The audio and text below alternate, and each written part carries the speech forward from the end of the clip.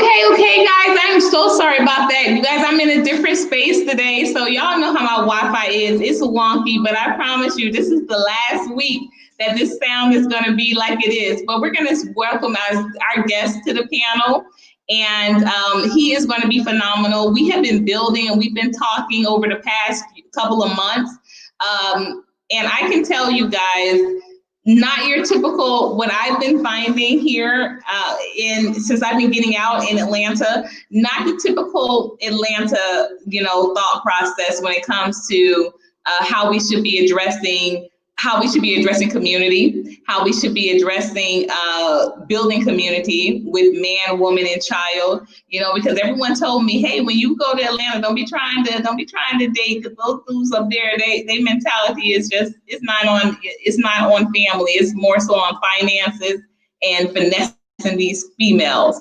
But we've been building for a couple of months now, and I'm telling you, it has been going great. So we're hoping that we're going to get our people back in here. I know I lost a couple of you, but hopefully you'll be getting back in here soon.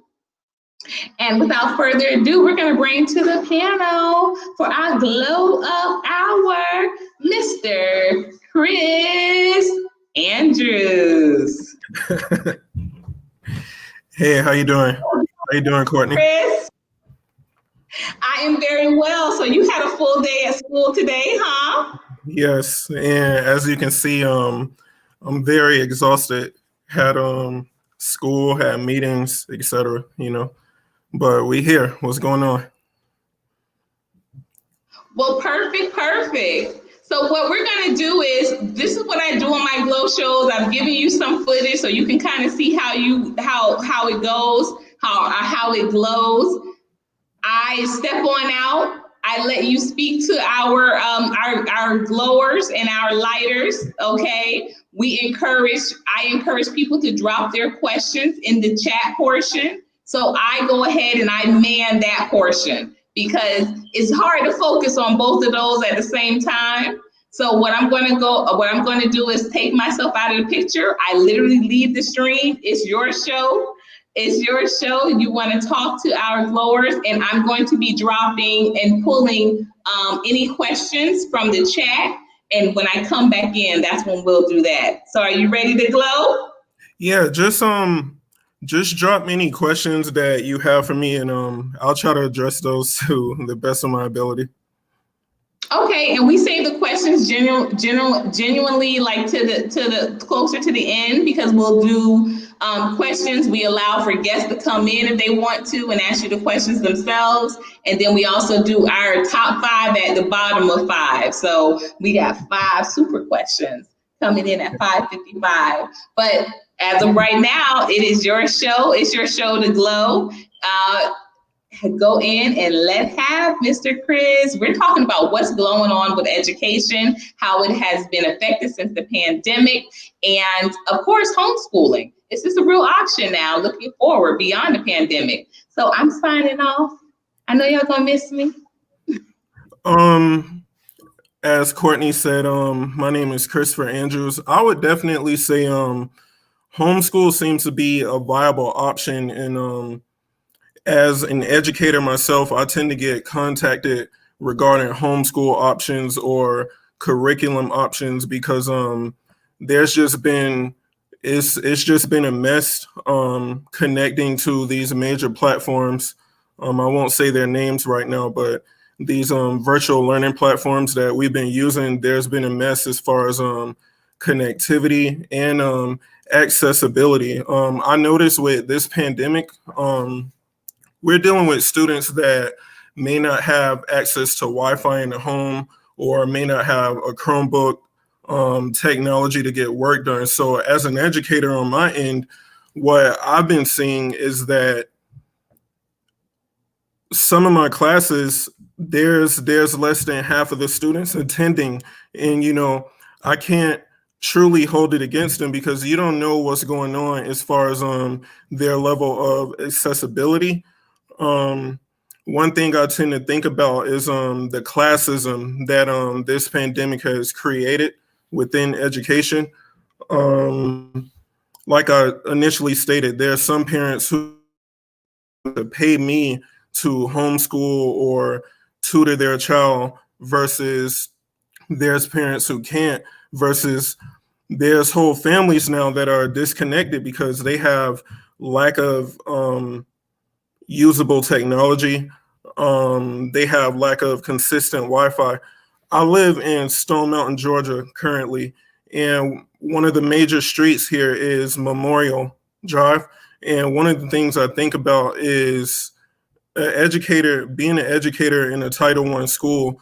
There's different hotels along Memorial Drive, and a good number of my students are, I guess you would say, homeless, and they live in those hotels. And it's like, for those students right there, just thinking about them, I know that there's no way that they can keep up with the pace of everything that's going on right now. So as educators, I just would hope that we're all remaining as flexible as possible. And I think that we have to take time to come up with a solution to make education more equitable towards all students.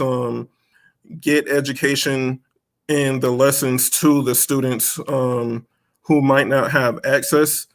I've definitely been reaching out to different, citizens and people that live in Stone Mountain, and if they have children, I've been willing to lend a helping hand wherever I can and things of that nature.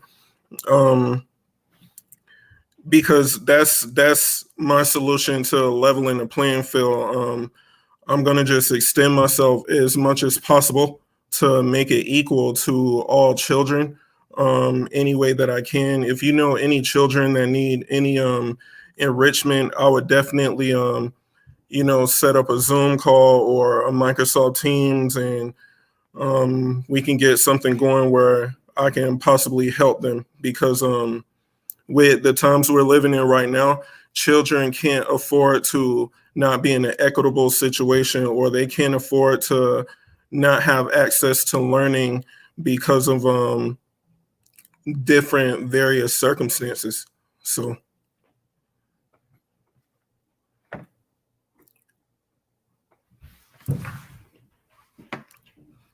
are there any questions or anything like that?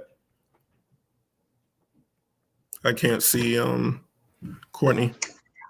Yeah, I would say, you know what, Chris, I love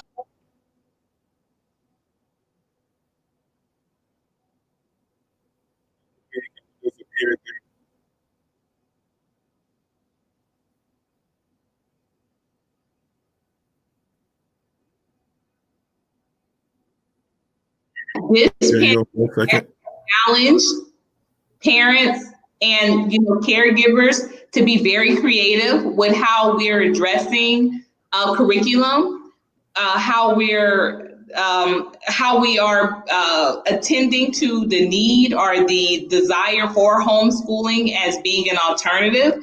Because I want to say, for me personally, it was something I was playing around with for years, and when actually being confronted with this happening, it was like, oh my God, I really have to develop, because I write curriculum for after school programs, but to actually have a curriculum throughout the day, it made me have a newfound respect.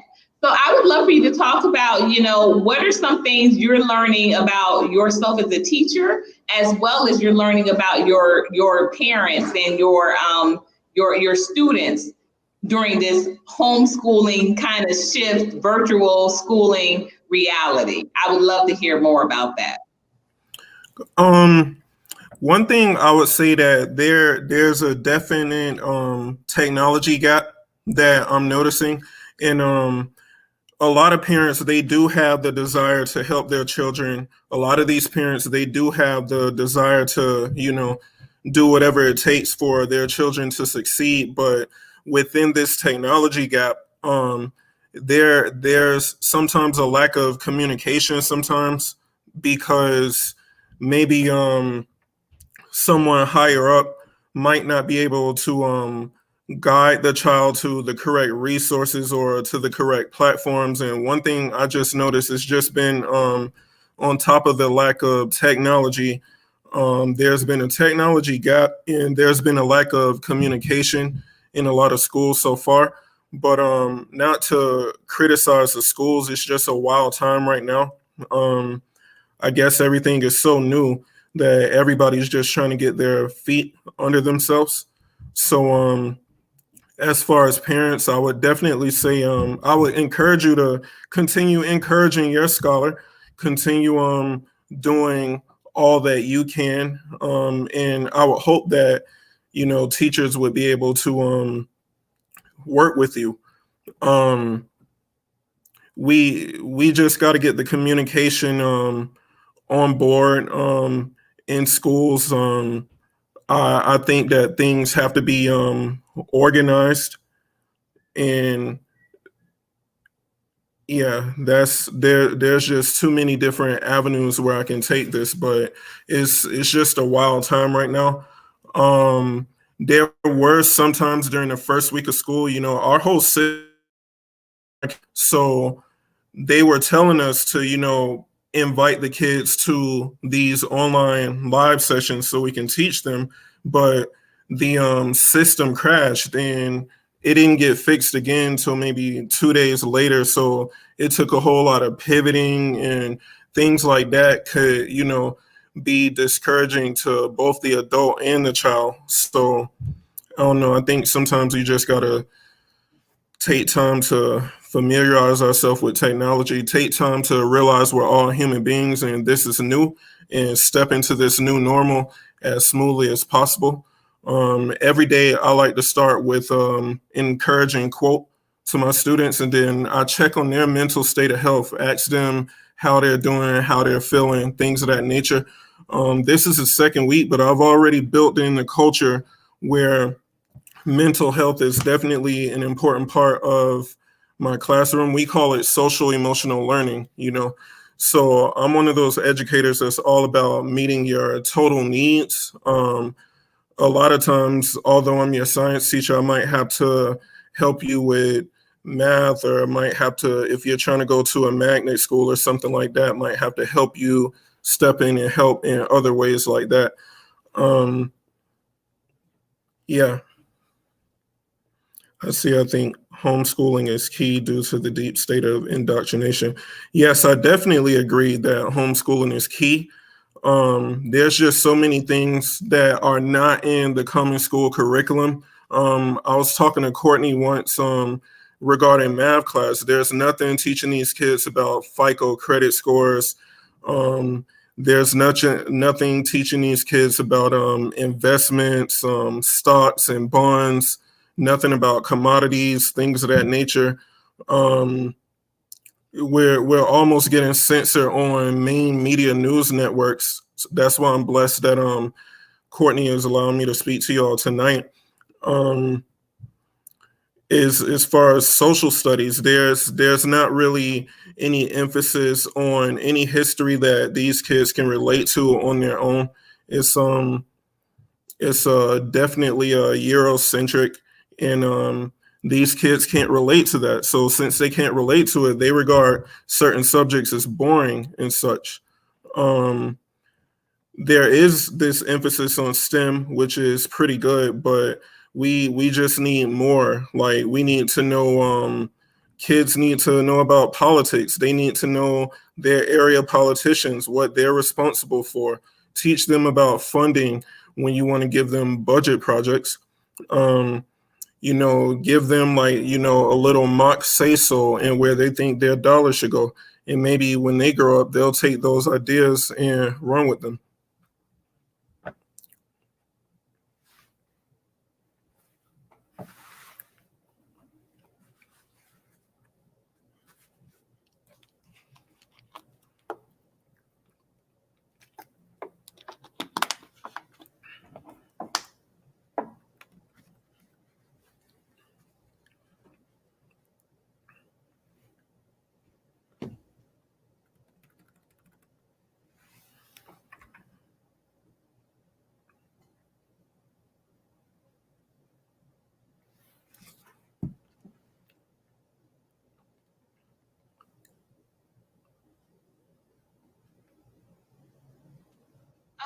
Oh, sorry about that. Okay, it says, I think homeschool, I had my earphones in and I didn't realize once you disconnected, it still is on the earphone.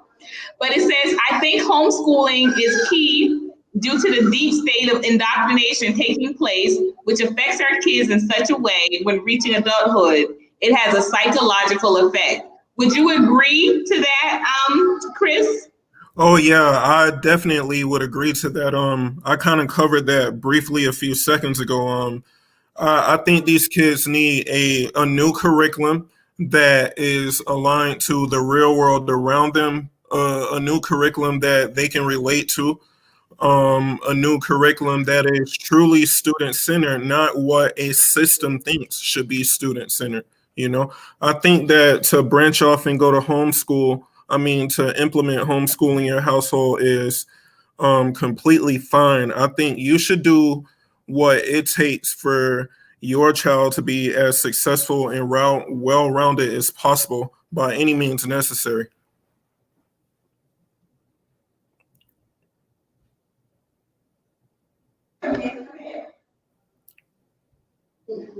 So Believer 72 says today's young people are being brainwashed. Yeah, I definitely, Agree? yeah, I would definitely agree that there's a brainwashing going on. We have some young people in the center today. We're Yeah, trying to get them on camera later. yeah, a lot of times, some people are being brainwashed, but you have to have the consciousness to be able to look past that. It takes the ability to critically think. It definitely takes some reading. You definitely have to have the will to question everything. Don't just go for whatever is put in front of you. And yeah, just to get back to my core point, education has to, if we really want to talk about making students globally competitive, education has to have a focus on. I mean, I would prefer for there to be more knowledge about, like I said, credit and finances over Pythagoras theorem. How can we bridge the gap in the community? How can we? Brother Neophyte asked, this is who I call Mr. Millennial. He says,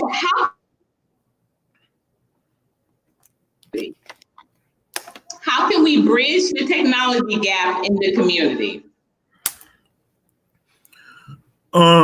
First things first, what I do know right now, there's a lot of public libraries that are offering hotspots, but I don't think that's good enough. I do definitely think the Wi-Fi situation should become more expansive to reach these to reach more households.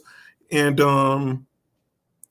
I mean, I know that there are some cities that may give out free cell phones or things of that nature, but we have to be able to, roll out more technology to these students. We have to first examine the students who may be displaced, who don't even have a home, and get to them first. Those are the students that I'm mostly concerned about. Like, there's levels to me. Like, I love all of my students, but I want to reach all of my students as well. And like I said, there's a lot of students in unfortunate situations. I have homeless students living in hotels and things of that nature. So who knows if they have Wi-Fi? Who knows if they have a Chromebook or even a way to get to the school to pick up a Chromebook?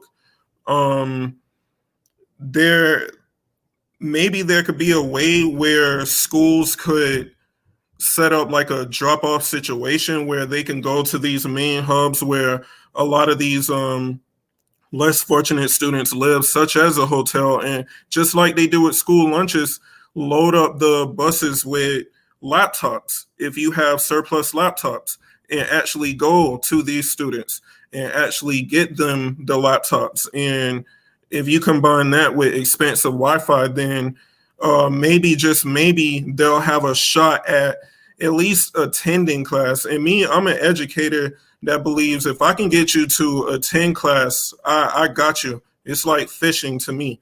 All I need you to do is attend class. And I believe I got the confidence to shape your mind. and it'll be a very engaging, fun experience. I believe in teaching students, and I believe in learning from my students. Life is a learning process. So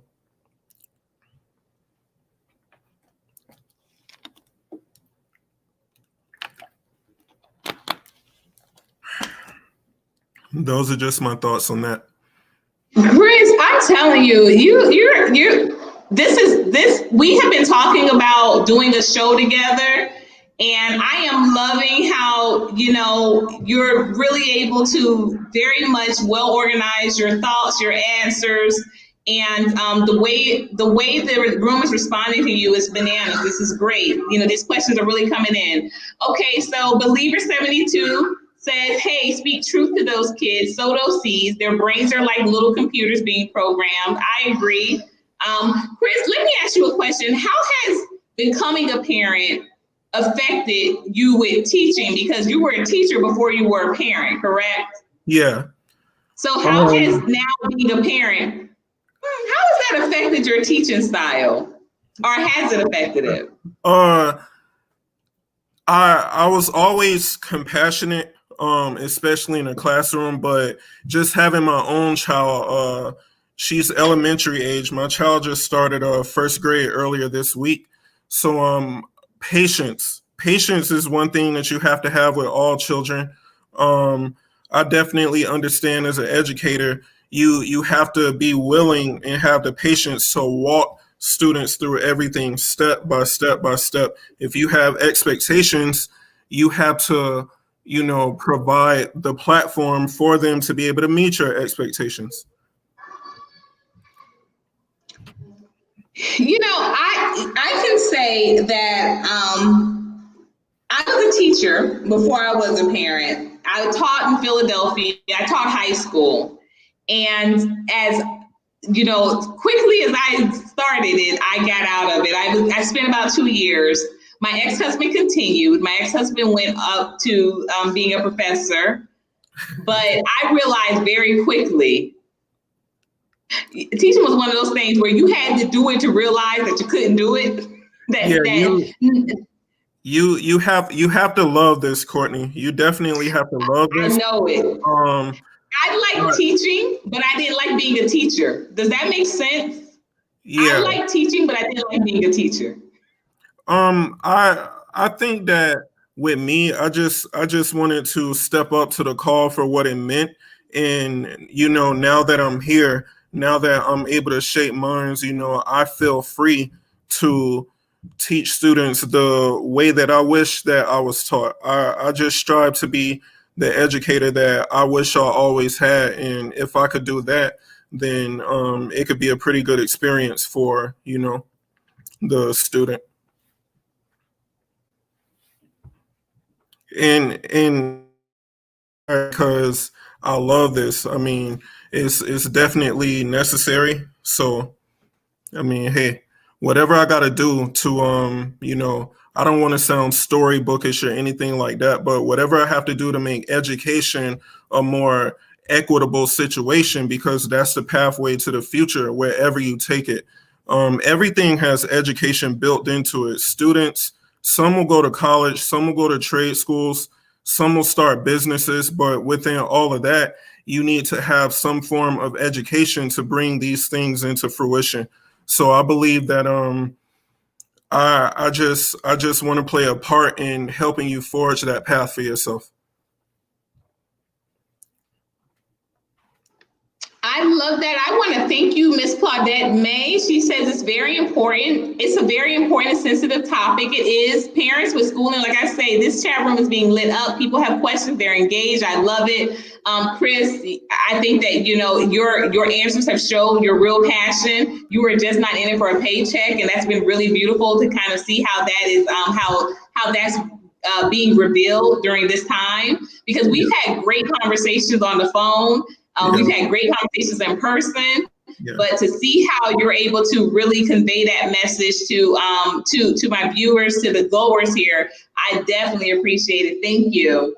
So Neophyte had another question. Neophyte is our Mr. Millennial. So he's in your age group, Chris. Yeah, I'm a millennial myself.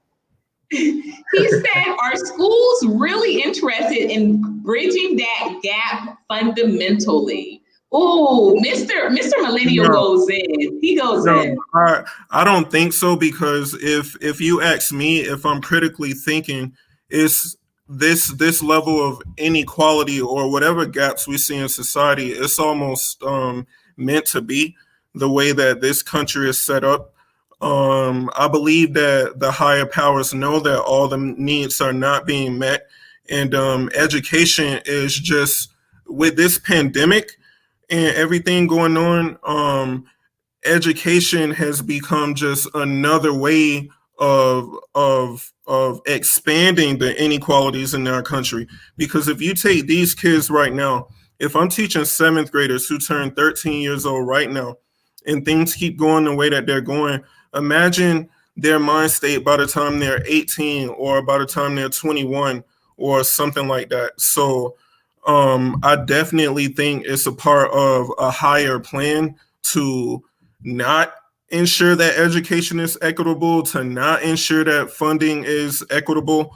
I've always thought about things like, here in my county, DeKalb County, if you take the county, there's schools in the northern section of DeKalb County that aesthetically look better, that seem to have a little bit more funding than the schools in South DeKalb County, around the Lithonia area and such.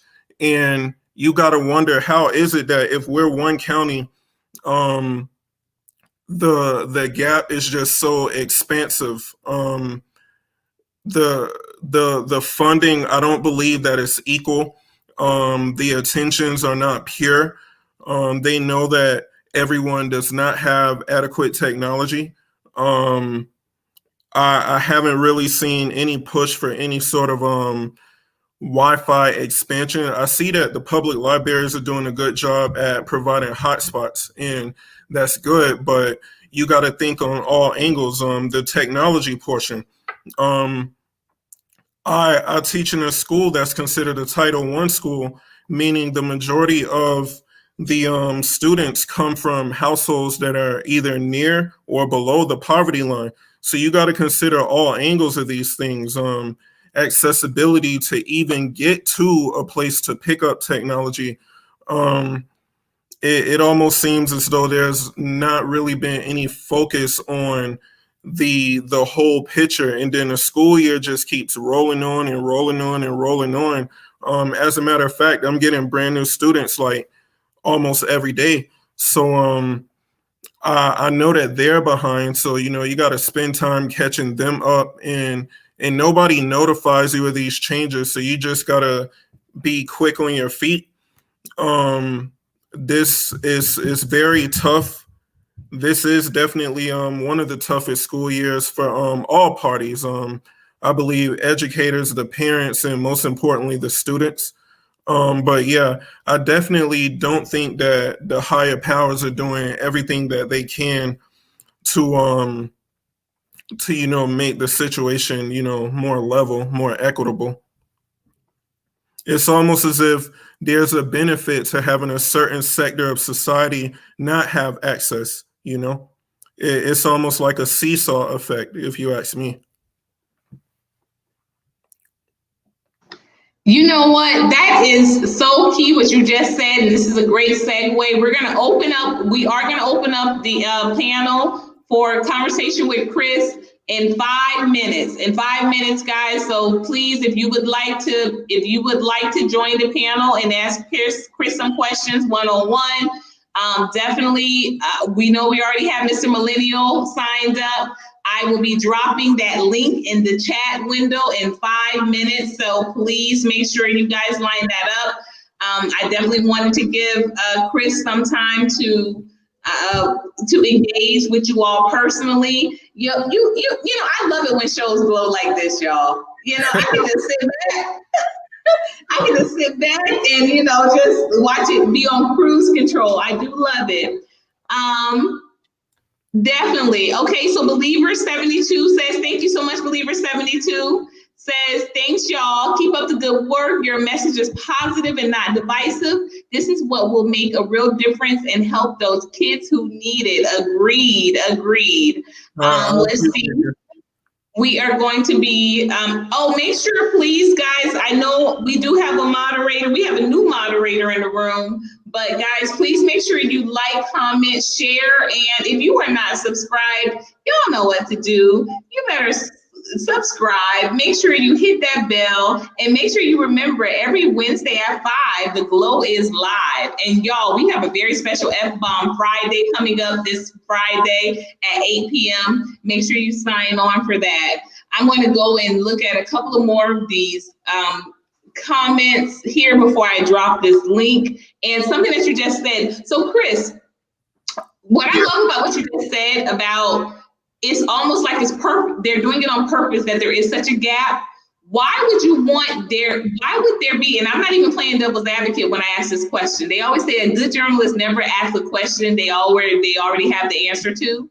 So I have, of course, my own thoughts as to why this is, but I would love to hear this from an educator, someone who does this for real, y'all. Someone who's not just saying, oh, I'm a teacher because I'm a parent, because of course we are our children's first teacher, but someone who has taken this on as their life work. I love it. And your glow shows. Your glow shows when I'm telling you, I'm like, you know what? I love it, Chris. I love seeing you in this light. You know, I see you engaged in other topics, but definitely it's like you're lighting your light today, and I appreciate it. Thank you. Why would people not want the best type of worker? Because we've all heard this, you know, for years, that all school is like just conditioning you to be a good worker.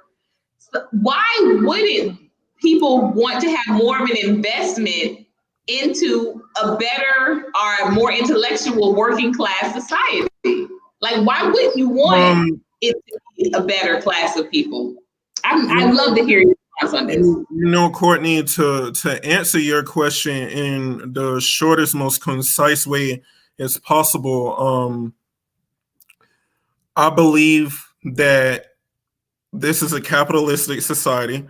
So within a capitalistic society, it is predicated on there being haves and have-nots. It is predicated on there being producers and consumers. It is predicated on there being, you know, the bourgeoisie and the proletariat, if you want to go there. This country is not set up to be equal. It has never been set up to be equal. And you just have to realize that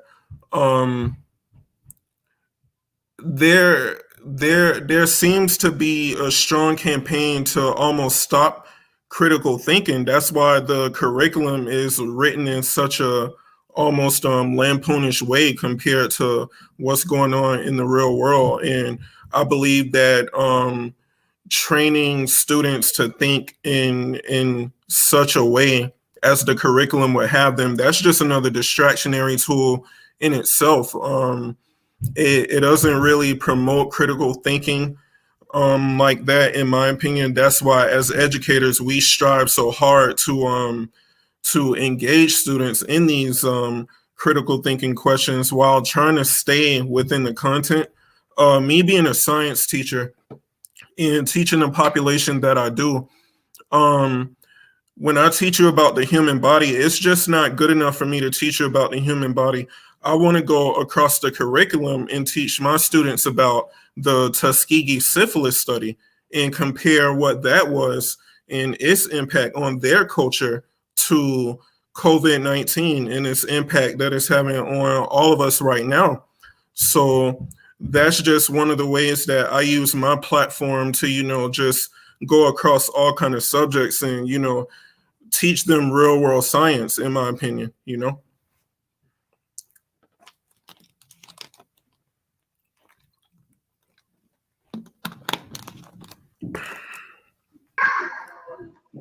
So Jerry says, my mom was an elementary school teacher. I grew up in academia, used to ride the bus from my school to hers. Chris, how did you get into teaching? You know, because you jumped right in. You jumped right in with the pandemic. How did you get into this? How did this become such a passion for you? Well, to start off, I should have started this off about 30 minutes ago. I'm originally from Miami, Florida, and I have had a handful of my family members teach down there on various levels and various subjects. So growing up, education was always around me. Sad to say, I don't mean to be a nerd or anything, but I grew up in a type of family to where before you can play during the summer, I had uncles in education who would be history teachers, and you would have to do book reports or current events.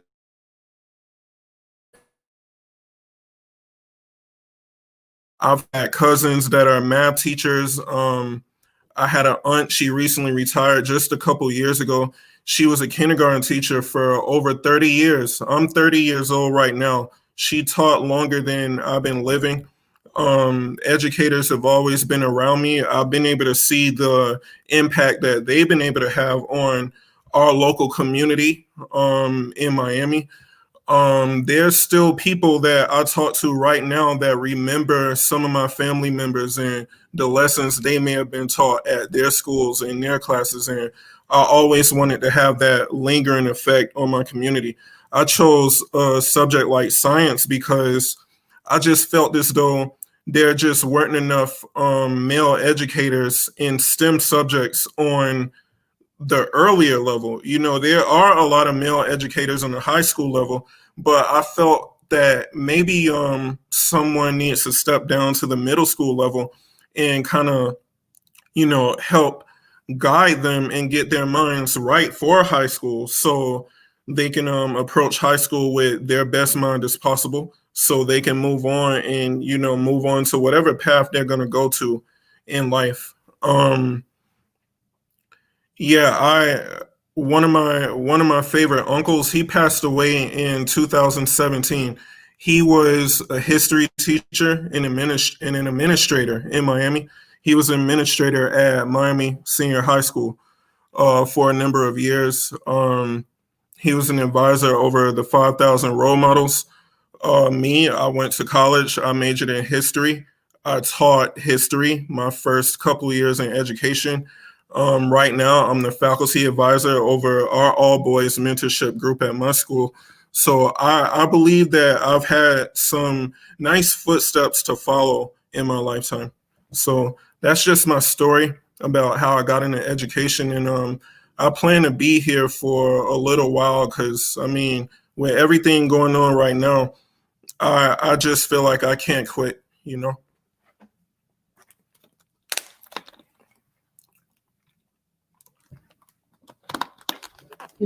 So we do have Mr. Millennial himself ready to come on board. I'm going to go ahead and introduce him. He is going to have some conversation. And you know, this is what I do. I love to open up the platform so that our glowers can be engaged. Y'all, this is what it's all about. The Glow Up brand. You guys know this is not just about, hey, coming on here and me talking about any gossip. We come in here, we glow in on these topics. We talk about how we are affected by these particular avenues: faith, fitness, family, finance, and fellowship, you all. And fellowship is definitely our community. Fellowship is how we are interacting our relationship with one another. And, you know, I can't think of a better way than to kick this, to kick this next segment, because we're going into a getting snatchy September with, you know, not just physically and fitness wise, but also just reshaping our perspectives, right? So I love that we're kicking this off as we go into our next month with this is closing out August so nicely. Thank you again, Chris, for your time today. We're bringing thank you for having me Mr. on. Neophyte up to the panel, and I am going to come on out. Okay. Mr. Neophyte, are you there? Yes, Courtney, I'm here. It's nice to talk to you again. Do you mind that I call you Mr. Millennial? I love that, by the way. Yeah, I'm good with that. I can live with it. All Hello, right, Mr. how's that Anderson. How are going you? out? So you Hey, and how Chris you can doing? engage. Hey, how you doing, comrade? How you doing? I'm doing great. I like your story, especially the fact that you shared with everybody that you're a history teacher. Is one of my favorite subjects. Coincidentally, I wasn't really good at it, but luckily I had some very good teachers towards the end of my school age that really took me by the hand and got me through. And it was the history teachers that made sure that I actually graduated. So Oh yeah. uh, thank you to all of the history teachers, including yourself. I appreciate Well, you. I appreciate you, sir. I appreciate you. Okay, I had a couple of other questions. I can't really do a lot of typing at the moment. I'm still working. Um, Yeah, yeah, yeah. One of the questions that I had was how many how many black, if you don't mind me using the phrase, black teachers do you have in your district that are on the same page as yourself? Uh, I would honestly like to say just a handful, but within that handful there's levels. I talk on the phone to a lot of my closest comrades within the field of education within this district, and some are not willing to speak out. Like they'll hold the opinion in their mind. That's the thing that puts us on the same page. But I don't mind making it plain, you know. There definitely has to be some changes. I mean, it's crystal clear that we can't go on uh this way as a country with education being this unlevel playing field. And it's if we're talking about this now, imagine what it's gonna get back to your question. I do believe there are a few other male educators that do share the same, perspective as I do. Okay. Yeah, I understand that kind of lackadaisical attitude towards addressing the situation at hand, Yeah, yeah, where you kind of just put your head down and keep going along so that you don't start any waves or start any trouble and whatnot. Uh, my dad was a town council member back in my hometown, okay, and I grew up under him, just following under his footsteps, literally his shadow, watching some different things that he used to put together.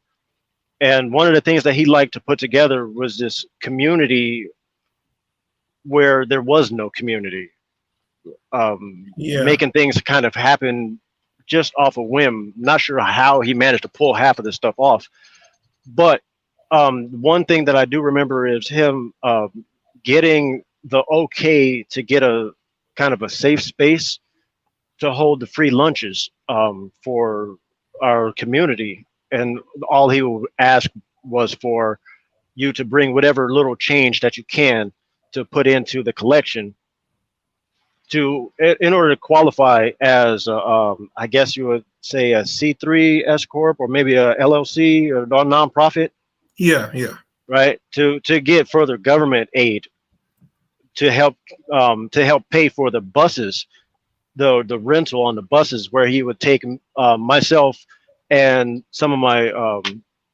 neighbors, the neighbors' kids, to go to just little places that uh, I don't know. He felt that were going to be something different for the kids to be able to get out and see. He'll take us to the beach.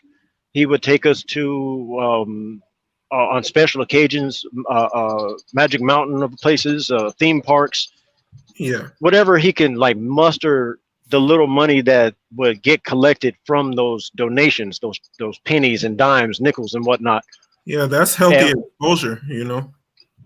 yeah, so I was wondering, in your district, do you guys have like a park or a rec center or something that maybe you and your teachers can come together? Because I understand that Saturday school is still something that actually gets used as far as disciplinary action.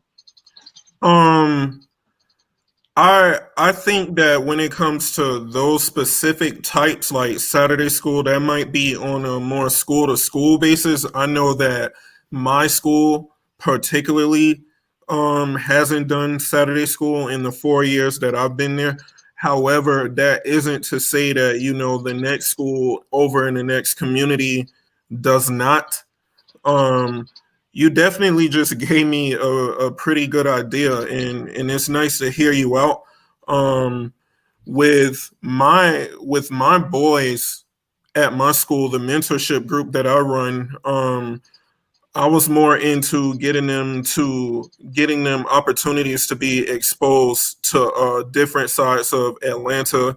We got them etiquette classes. We would take them to different restaurants, expose them to different college campuses. We've been to various college tours, taken a group to Savannah, taught them different science lessons, allowed them to see the beach, things of that nature, because Atlanta is pretty, you know, landlocked besides the lakes.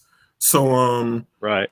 I definitely I've always felt as though there needs to be a more expansive area, a more expansive opportunity to expose these children, because everything that I just said, those are just things that students can partake in if they're in my group. But what if you don't know? What if you don't know that we're able to do all of these things? What if you're not exposed to different groups like this?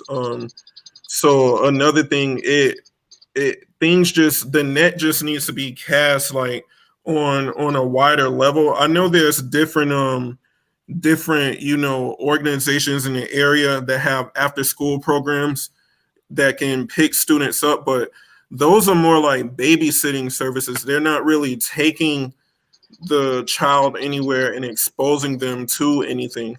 So I definitely love what you said. There has to be a more concerted effort to expand these kids to more, expand them to different trades, expand them to coding, expand them to less fortunate neighborhoods than their own, take them places, show them different areas, show them the way. I definitely think there needs to be a more thoroughness in that regard. Right. I'm glad you touched on that part, because that brings me to two things. It sounds like there's a kind of a gap in the logistics of getting the kids to these locations, and on top of that, and a sort of a way to reach out. Right. There's no platform to be able to reach out to the ones that actually need the help. So there, I guess it would be like you said, casting out your net or fishing for bringing out these. You're right. You're right. I noticed there is no platform to know. You gotta sort of, it's almost like me. I would almost have to search our district system and almost like sort of look for these types of students in my school and invite them and reach out to them. But that's just on an individual effort via word of mouth. Me promoting everything that we can do and things like that. But you're right, there is no solid platform that lets you know, like there's not really much of a community asset map, so to speak. Right, which brings me to another issue that, well, not issue, but just a suggestion. I also was in Marine Corps ROTC in high school, Okay. and it sounds like the issue that you guys might be facing right now with being able to get out could possibly be solved with a military kind of mindset, where you have a chain of command. You're in charge, and the people that have been under you for the longest take up a role of a leadership, where they go out and kind of pseudo evangelize to maybe some of their peers to Yeah. try to expand that way, not to take up the platform of a I don't know, a pyramid scheme, but technically that format would go a long way with the right kind of guidance. Yeah. Subtract the finance and the willful gain of finances, technically, when it comes to lining pockets of people to get them paid for the service, but more along the lines of an educational uh, target. Goal is to educate and black,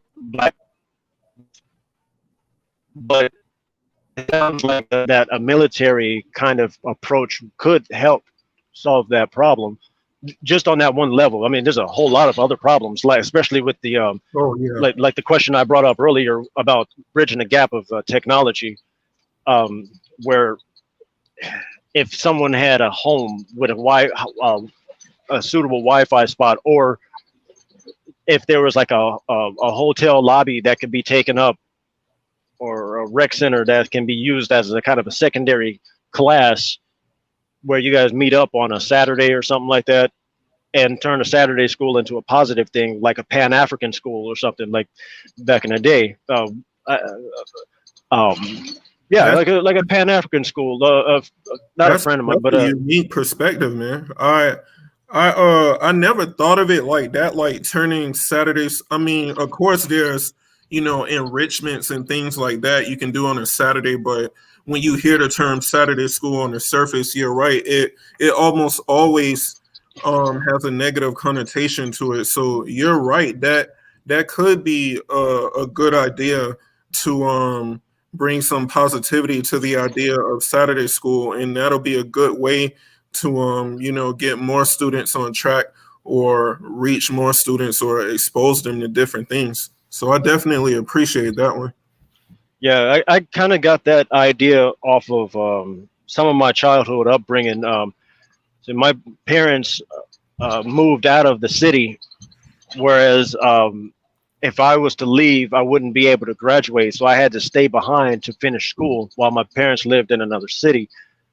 And one of the things I came across was this church that would come and pick up all of the youth from the skate parks, and they would have like a Bible study on Wednesday, kind of an offset day, but the skate parks were packed, they were open. And what they would do is they would set up kind of a mock area for the kids to skate in after the Bible study. Right? So yeah, that's pretty cool, man. So we always, I mean, we weren't really with the church scene and whatnot, but because it was a way for us to get away from the other side of that, where the police would chase us out of these different places and we'd get arrested for skating in places where we weren't supposed to be, things of that nature.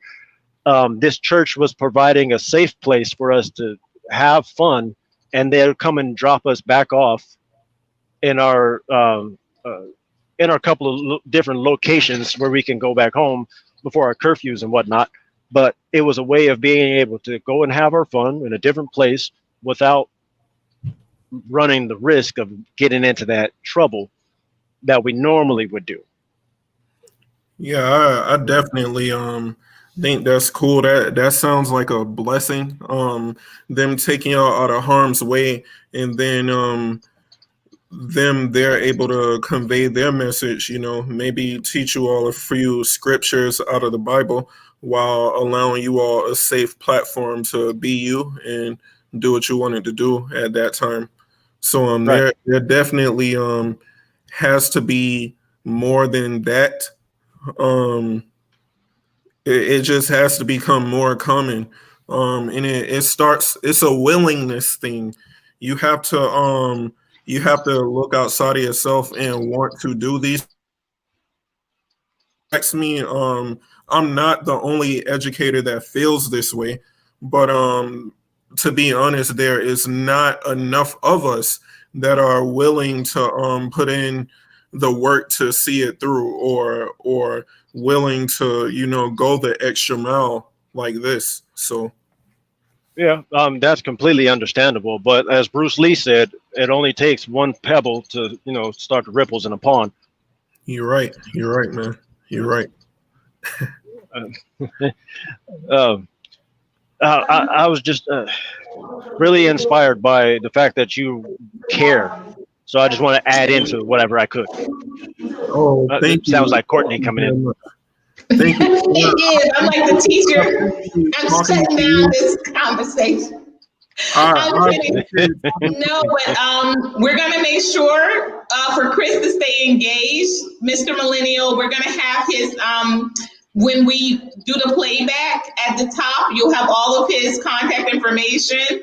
I know Chris personally, so I know that he loves to do this. He's an engager for real. This is not just something he's doing just for the Glow Show. But definitely just seeing his passion that much more highlit. I'm really looking forward to us building up some more of these live streams, because this has been great. So we're going to do our top 5 at 5.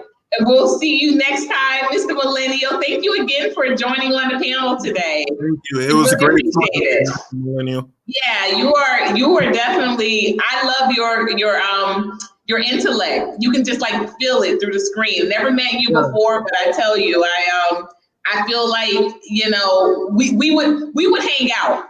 You know what I mean? Like some people you just know you would hang out with. Some people you're like, man, I don't ever want to really meet that person. I don't ever really want to meet that person. But I really feel like we would hang out if we ever had a chance. So I thank you so much for coming again today, for glowing up with us, and for engaging Chris with such great questions. And I loved y'all dialogue. Like I could literally listen to two people exchange these type of ideas. I could listen, I could watch this all day. I literally could. So until next time, thank you so much. We're gonna go to that top 5 at 5. All right.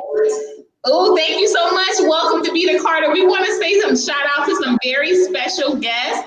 Mr. Beta Carter was in attendance last night, Chris, at the commission meeting that I told you about. She did a lovely, she said she did a lovely presentation in regards to this being Native land. She is, you know, she is a Native American, and, you know, to just hear of people being evicted, it's a foreign concept. So thank you so much for blowing up with us today, Mr. Vita, and for subscribing and sharing the glow. We want to give a shout out to Mom and Daughter that was here earlier, my superstar moderator. Thank you so much, Mom and Daughter. Screen Learning, brother, love that you are visiting from West Coast as well, from Las Vegas. Looking forward to us doing our show on Friday. You all tune in Friday at 8. Me and Mr. Screen Learning will be leading a great topic that we're excited to share with everybody. And so now for the time that you've all been waiting for, because we're gonna let you get back to your work, because I know you got some preparation to do for tomorrow too, Mr. Chris. Yeah. But we are doing our top 5 at 5. Ooh. I let Mr. Millennial go a little longer. Usually this happens at 5:55, but I let him go a little longer. So we are still doing our top 5 at 5. Our top 5 at the bottom of 5. All right, so first question, number 5. Of all teachers, fictitious and real, who would be your favorite? Who would you have loved to have sat and been a student in their class? Mr. So you can choose the real one, and you can choose the fake one.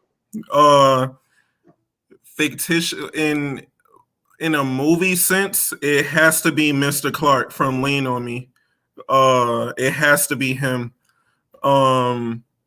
As far as one of the educators that I know, I would have.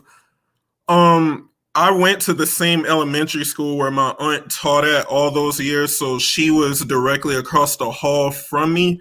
But it would have been nice to have been in one of my relatives' classes to see them, you know, in a more professional sense. Like I know them, they raised me, so it would have been interesting to see their classes. But Mr. Clark from Lean on Me, legend, for sure. Has to be him. For sure, you know you got to break out very side. Come on, Mister. Yeah, I'm not a singer. Don't leave me hanging now. I'm not a singer. But as I will say, and always praise thy name. Come on, Chris. You know it. Hey, I'm not a singer. I'm not a singer. I can write you a song. I can write a poem or something like that. Okay. I'm not gonna do the line on you about you doing crack in the bathroom up here. I'm not gonna go there with you, Chris. I'm not gonna do it. You guys, if you know the movie, you know the movie. I know nothing of any drug usage or anything like that. We're just doing the movie. Okay. Oh, I love that. You took me back with that. I actually showed that movie to my children when we were in Miami, 2 years ago? 2 years ago, it came on Bounce. And they would be like, we don't like watching Bounce. Bounce got all these old movies. I'm like, these are the best. 5 Heartbeats, Lean on Me. Another one we used to watch. It was really good. Another Story, Another Day. But we are up to number 4. Ooh, I love it. Okay.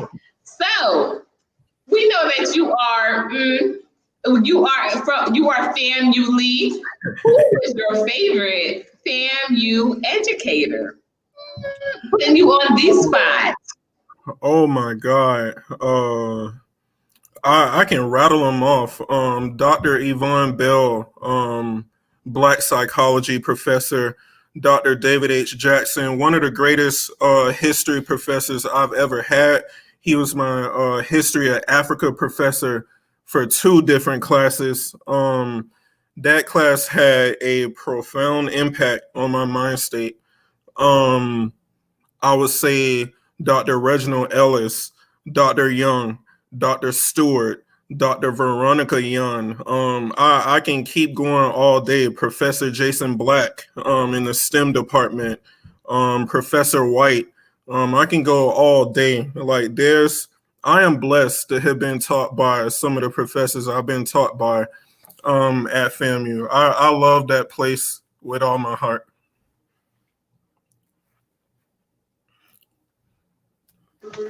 I love it.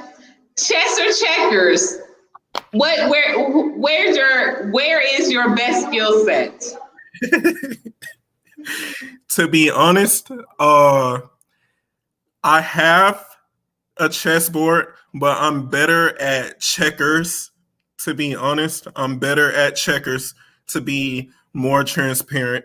I just need to take the time to learn how to play chess, I love that you were so honest there, because brother, you could have sold me that you were Bobby Fischer with it. I would have believed it hook, line, and sinker. And I don't know if you've ever seen the movie The Life of a King with Cuba Gooding Jr., but hands down, one of the best movies I've ever seen. And it features a story of a man that taught inner city kids how to play chess. I believe it was in Baltimore. Love this movie. I'm going to send it to you. I watched it. I saw it years ago on Showtime, but they now offer it for free in YouTube movies, or they did at the start of the pandemic. I'm going to send it to you. It was really good. But I'm the same. I do not know how to play chess. I've tried a couple of times. A couple people have tried to teach me. I'm looking for that right one. So I'm hoping that maybe hubby will be able to teach me how to play chess. But for right now, I will Uno you down with some Uno, and I will double jump you with some checkers. I will double jump you. We can play spades. Like I have a mean spades game. I can speak on that. The spades game is mean, but yeah, spades or Uno, something like that. Yeah, I can do that all day. Okay, so we are down to number two. Chris, you're gonna have to just be honest, like you said. I can expect that from you, Mr. Chris. What was your most challenging moment as a teacher? Give it to me. I would say my first day ever. My first day ever was challenging because my first year as an educator, I'm fresh out of college. This is 2015, and I'm teaching 10th grade world history, 12th grade economics. My economics students were in my first period, and I got brought into the classroom maybe 10, 15 minutes after the class started, and then I saw them chew out the office aide, and I'm like, oh my goodness, like these kids are like 17, 18. I don't want them to chop me up. Like they see that I'm young. Like some of my students were bigger than me, like size wise. Some of them were bigger than me. Some of them had facial hair just like me, and I gotta Wait a minute. No, Chris, you are a very tall man. There is no way you had some students taller than you. Listen, I taught basketball players, I taught football players, all kind of stuff. Like I'll show you pictures another time.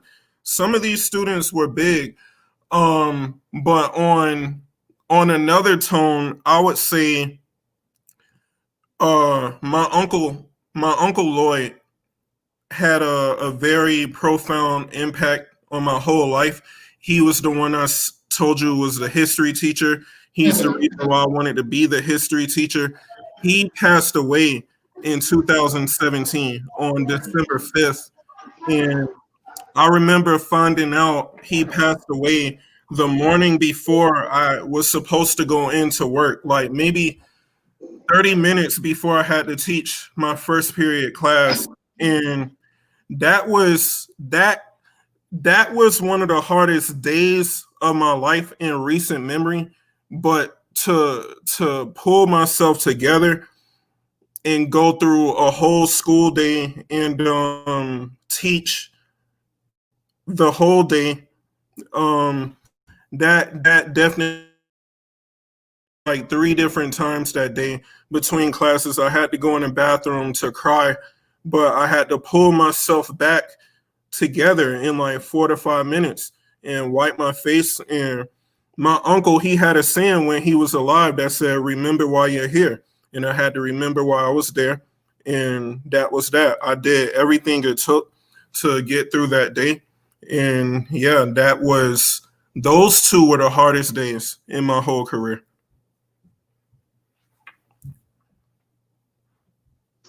Amen. Thank you so much for sharing that, Chris. My hardest moment was my last day, at Girls High, my first year teaching in Philadelphia. I had to be escorted off of the campus the last day of school because there were some girls that were going to jump me. Yes. Whoa. Yes. And it hurt. I used to teach dance, and it really hurt that it was one of my best dancers. I was like, I guess I can't depend on her next year for this dance team. But they were going to jump me. They were conspiring to jump me, and that really hurt because and it was my first year teaching, and you really, and that's when it really dawned on me that you just, man, sometimes you really think you really got it all wrong. You think you got people figured out. You got that thing all wrong. She was the ringleader. And she was one of my best dancers. I'm sorry to hear that, but I've never this was Philly, bro. I've never had a situation like that, and I know all of my teaching experiences have been here in Atlanta. But wow. I would say with my 12th graders, after that first day, things got better, like for the rest of the school year, because they started to understand. I had literally just came from where they're trying to go the following year. So it's true. With that, I almost on the tone of more like an advisor. Like they didn't want any pressure with me or nothing like that. They needed help filling out their FAFSA. They needed help filling out college application. Like it was like I was their big brother almost and their teacher at the same time. So I haven't ran into that. I hope to never run into that. That's not what I'm here for. I don't have the time for that. So yeah. I want to give a shout out, Mr. Vita. No wonder we were connecting so well. Yes, honey. I spent a decade in Philadelphia, baby. Yes, honey. I always tell people I didn't grow up in Philadelphia. Philadelphia raised me. Amen. Oh, what'd she say? She said, I grew up fighting. I grew up fighting in Philly because people tried me because of me being light-skinned and little. Yes, you're very petite. But my family big and we stand 10 toes down. Get up, Miss Carter. Get up, Mr. Vita. I tell you, I was just so shamed. And I was really shamed that them girls thought, y'all thought y'all was gonna take me. Y'all thought y'all was gonna take me. That's just wild. I don't know. And y'all know training they had just dropped that year too. So I was like, I'm King Kong. Y'all thought y'all was gonna take me. They was gonna cut me. One of them had a cutter. She was gonna slice me and everything. They was gonna give me the work.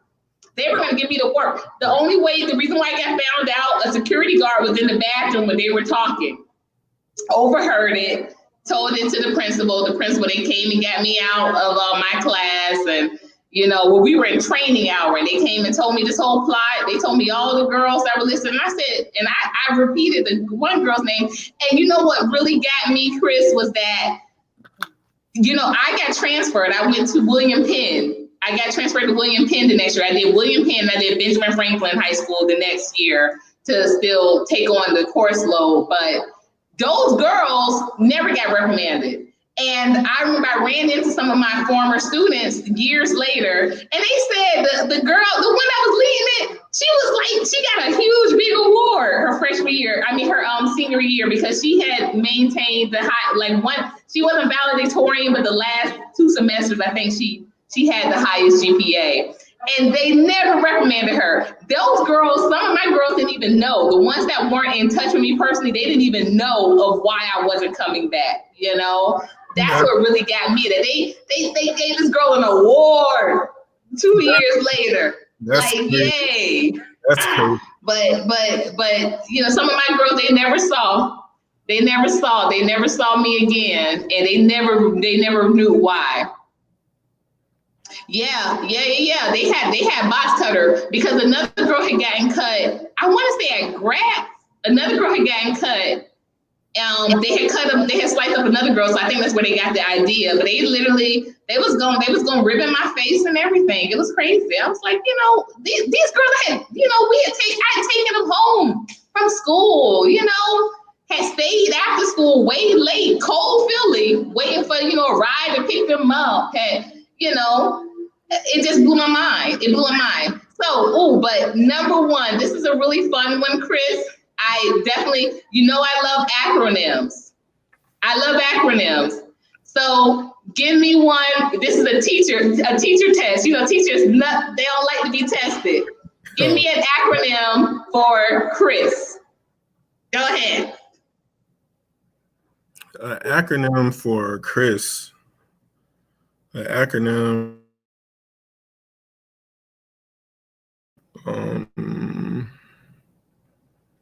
Oh, you jammed me up with that one. An acronym that describes me. Oh, I got to put it on my thinking cap for this one. Now you got to start. So C is for what? C is for culture. I would say culture. I would say courageous. I would say caring. My middle initial starts with a R. So if I had to use an R, if that's what you want me to do, I would say relentless. And my last initial, my last name is Andrews. That's an A. I would have to say